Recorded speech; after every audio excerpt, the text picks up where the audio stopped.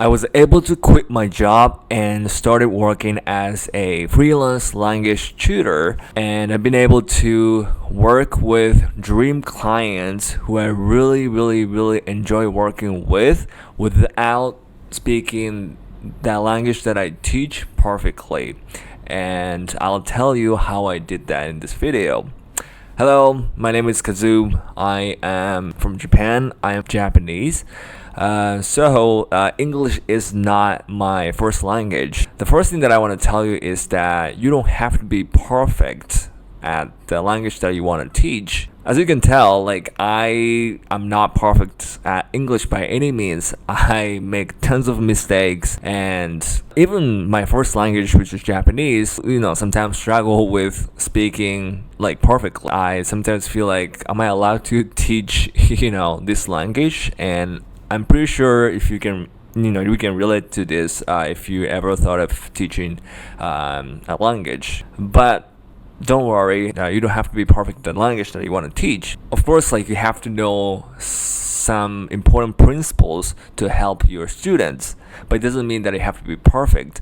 What's more important is that you help your students make progress and you guide them through their language journey. That's the most important thing.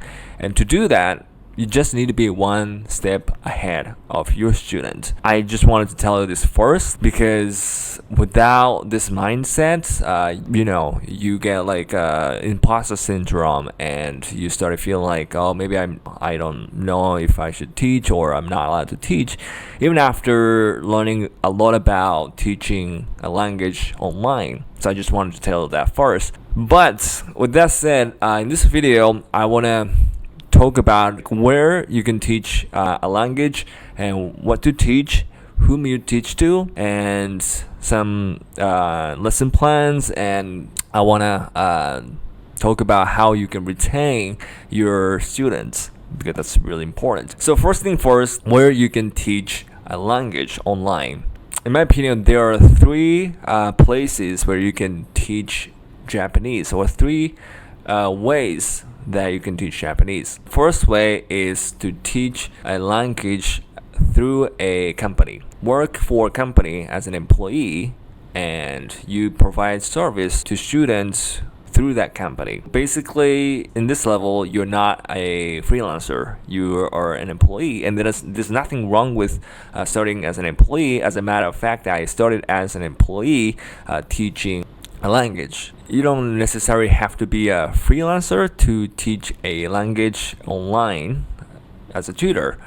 So that's the first way. But the second way that you can teach Japanese is to teach a language through a platform like Italki or on Preply. Preply is the website that I use. When you use a website, you're not really an employee for a specific company. You use a platform, a website that is owned by a company, but it doesn't mean that you are an employee of that company. You are a freelancer. And there's a huge benefit of using a platform like Italki and Preply, and the reason is those websites get clients for you, so you don't have to do all the marketing. If you want to teach a language as your own business, which is, by the way, the third way to get clients, you have to do all the marketing, and you have to get clients. You have to post things on social media and stuff, and it takes a lot of energy and time. Yes, there's definitely a benefit of teaching a language on your own website, because you can charge a lot more, or you can customize classes on your own way. But the problem is, like I said, you have to get clients by yourself. When you just start out, I highly recommend using a platform so that you don't have to focus on marketing. You can focus on teaching, which is the most important and core part of teaching a language. That's what I did first, as a side hustle, I started teaching a language on a platform called Preply, and I started teaching Japanese because I am Japanese and I can speak Japanese fluently, much better than English. And I started getting clients. That was during COVID time, and people started taking classes online. There was a huge wave of learning a language online, so I was kind of lucky. But nonetheless, I got a lot of clients through that website, and it got to a point where I was able to quit my job. And then after that, I started my own business, and I started, marketing myself from a lot of experiences that I got teaching on a platform like Preply. That's the thing that I did when I first started out. And the next question, what to teach and whom you teach to. Before thinking about what to teach and stuff like that, there's something that you need to do, which is creating your own dream client, meaning that you have to know what kind of people you want to serve first before you started thinking about which material I need to use and stuff like that. Because if you know exactly who you want to teach or who you want to serve, then you will know what kind of material or what kind of thing that you need to focus on. That's the very first thing that you have to do. That's actually the thing that I did even before I started teaching a language online. And there are 3 things that you need to consider when it comes to coming up with your own dream client. And also those are the 3 things that I focused on. The first thing is your passion, and the second thing is your strength, and the third thing is a market demand. In my case, my passion was to help people want to focus on speaking because I don't know, at the time I wanted to teach speaking, right? And my strength was studied second language acquisition in university, so that was my strength. And the market demand was speaking, I guess, or conversations. And that's something that you need to keep in mind, that when you teach language on a platform, there's like a certain demand. And it's not just one kind of demand on each platform. Everyone has different reasons. But when you want to teach on a language learning platform, the biggest demand is speaking. People want to work on their conversations. So you got to factor in that market demand. Otherwise, yes, you can write your passion and you can write your strength and everything on your profile, but you cannot really attract any students because you don't focus on the market demand. So that's an important thing to consider. So, what to teach and whom you teach to really depends on what kind of dream clients that you want to attract. The first thing they have to do is to get clear with the clients that you want to acquire. And like I said, you can write down what your strength is, your passion is, and what the potential marketing demand is, right? And when you write down all those things, you will come up with an idea, what kind of things that you want to focus on, what kind of things you want to teach. The next part is the lesson plan. Here, there is literally no answer. You can design your lessons in your own way. You can, teach whatever you want to teach. But when you first start out, you want to make it simple. So you want to use only 1 or 2 materials so that you can focus on those 2 things, and more importantly, your students can focus on just 1 or 2 things. Instead of using so many different kind of materials and teach so many random topics, you need to use 1 or 2 materials, and you have to go deep. And you got to think about how you can teach so many things and how you can help your students' skills by using just 1 or 2 materials.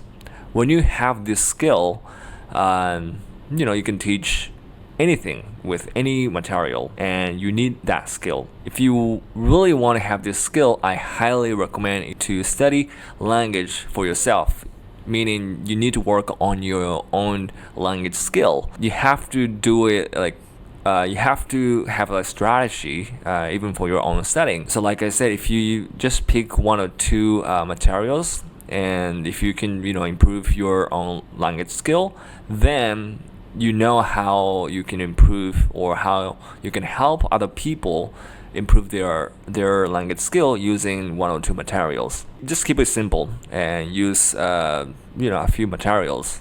And as you go on this journey, then yes, you can incorporate other materials or other things. From my experience, keeping things simple is really, really important when it comes to teaching a language. That's like a lesson plan. People always ask me like how you can keep conversations going. Well, there are actually two tips. So first, you have to identify what exactly they need to work on, and then when you have conversations with your students, you have to kind of tailor your conversations with the need of grammar improvement, right? If you can tailor your conversations like that, then that person can not only have conversations, but also they can work on their grammar points without actually noticing it. That's an amazing thing. So that's one tip that I have for you. And the second one is to dig one topic deep instead of going to random topics. Oftentimes I see a lot of teachers like ask so many different random questions, and students kind of get confused and it gets kind of awkward. So instead of doing that, ask one or two questions and go deep with that question. Easiest way to go deep with one topic is to ask why. Why do you like it? Why do you want to do it? Why do you think so? And you gotta go deep. And when you go deep, you can have a deep, literally deep conversation, and that conversation becomes really meaningful, right? So that's one tip that I have for a lesson plan. And lastly, how can you retain your clients? And there are three important things. There are a lot of important things actually, but there are mainly three things that you need to focus on. And the first thing is, which I already talked about, getting clear with your dream client. In other words, marketing. People always think marketing is like a evil word, trying to get money or something. But marketing is not, doesn't mean you manipulate people and get money. Marketing means that you attract who you want to attract and you repel who you don't want to attract. Or you can say you attract people who you can serve, and you repel who you cannot serve. That's marketing. When you have clients that you can serve at the highest level, then those clients gonna stick with you. They will receive tons of value. They will receive a lot of information, and it's a win-win for them and for you, because they will stick with you, and you can teach more, and students can get results. Because language learning is like a journey. It's not just like 2 or 3 lessons and that person gets fluent in that language. And that's the first thing you have to be aware, getting clear with the dream client. And the second thing that you need to know is that person's goal and progress and person's like feeling. So essentially your goal when you teach is that you help your students reach their goal, or help them feel that they make progress toward their goal, right? And the most important thing is, like I said at the beginning, you have to help them make progress. As long as they make progress, then of course they want to stick with you, because by sticking with you, they know that they can get to where they want to go. So you don't have to try to make that person be fluent on day one, and which is impossible. What you have to focus on is how you can make that person make one tiny progress towards their goal, and to make them feel they make progress. It doesn't work if you're the only person who thinks, oh, they're making progress. They have to be the one feeling they're making progress. So you have to help people make progress towards their goal. So that's the second thing that you need to focus on to retain your clients as long as you can. And the third thing to focus on is a relationship, authentic relationship with your client. At the end of the day, it's a human interaction. Usually it's one-on-one, so it's human interaction, and Yes, you have to deliver value and you have to help them make progress and stuff, but even before that, you have to make connections as human being. Without that, they're not gonna stick with you, no matter how good your teaching skill is. You always have to focus on how you can make deeper connection with your clients. Sometimes, even when they don't get value, just because they have such deep connection with you, they will stick with you. Of course, you want to provide value. You don't want to make them stick with you without providing value. That's how powerful making a deep connection is. So that's the third thing they need to focus on. So I talked about a lot of things. In conclusion, you don't have to be perfect. Like I said, you just need to start and just make it simple. But if you are not really sure whether you should teach or not, I recommend you to study language first. And you don't have to be perfect again. You have to make your own progress. And then you'll be confident to teach the language you want to teach on the other side. So I hope this video was really helpful, and sorry for my poor English. I will try to improve it so that I can explain things better. But yeah, I really hope that I got something out of this video, and I see you in the next one. Bye bye.